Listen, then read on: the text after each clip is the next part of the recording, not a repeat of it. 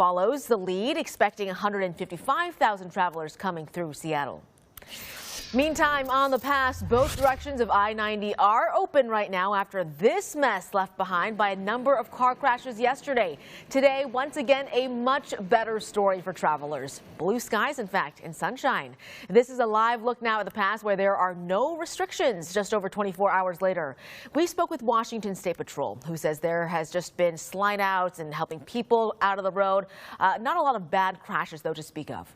KIRO 7's Kevin Coe is in the Pinpoint Weather Center. Kevin, thank you for the bluebird skies today from all those skiers. Oh, it's all due to me, yes. But I'm about to ruin your day a little bit, Dee Dee, because why'd you have to set me up like that with that news about I-90? Putting on the pressure. Because on Monday night, the night of Christmas, basically I'd say 11 p.m. up until midnight, there could be a really messy mix, of both freezing rain or snow. That's something we're going to talk about a little bit later. But I also do want to mention Stevens Pass. Traction tires right now are advised. Oversized vehicles are prohibited. And do you see my head right now in Auburn? It's very foggy there. I'm going to show you just how foggy it is from a camera shot we got in Tacoma. But let's just talk about the snow, okay? If we just think about this, 100% according to this snowpack percentage metric, that's normal. As you can see, this is significantly below normal. But the snow is on the way, folks. And I do want to show you by 1 p.m. tomorrow, that's when some of the action is going to start. But it's really going to start to pick up. And I don't know if you see this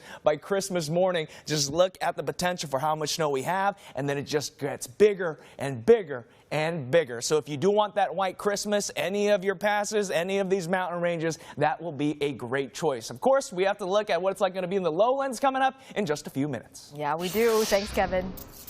Kent police now are confirming the man shot earlier today by officers is someone Federal Way police have been searching for. Investigators believe he was behind a violent attack Thursday morning. Today's shooting happened just after 9:30 a.m. on Pacific Highway South, shutting down a stretch of that busy road for about 6 hours. As KIRO 7's Brittany Toulis reports, police say that suspect pulled a knife on officers. It happened right in front of that State Farm building across Pacific Highway South. Kent police says he pulled that knife and started lifting it over his head when officers pulled the trigger. Police also believe that same man stabbed a senior citizen in Federal Way just days ago, leaving that victim fighting for his life. It was 15 minutes before I got to the workshop, so if I would have came in 15 minutes early, I probably would have been part of it. Tony Alberto's thanking his lucky stars he didn't have to see what his tire shop's cameras caught.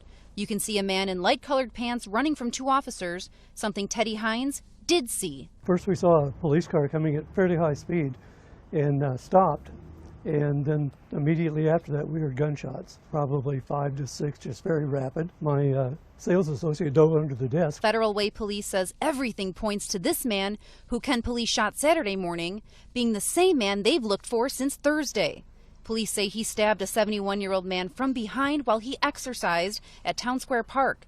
That victim is fighting for his life. Teddy says he watched Kent police try and save this man's life. There was a man on the ground then, and the police were around him, and then they began giving first aid. Probably, I'd say 20 minutes before they actually took off in the ambulance. A sight that's still in the front of the minds of everyone on Pacific Highway South. It is kind of a shocker because the community is usually really tight and close. We usually come out, put the tires out, we run the street, walk the street at least, and it's kind of harsh to see. Federal Way police says they'll release more information on who the man shot here is in the coming days. In Kent, Brittany Toulis, KIRO 7 News. And staying in Kent, police also responded to a crash involving a stolen excavator this morning and are now calling what happened a homicide investigation. It started this morning around 7 when officers went to check out the report of a truck and a trailer crashed into a ditch and a driver fleeing that scene. While they were headed that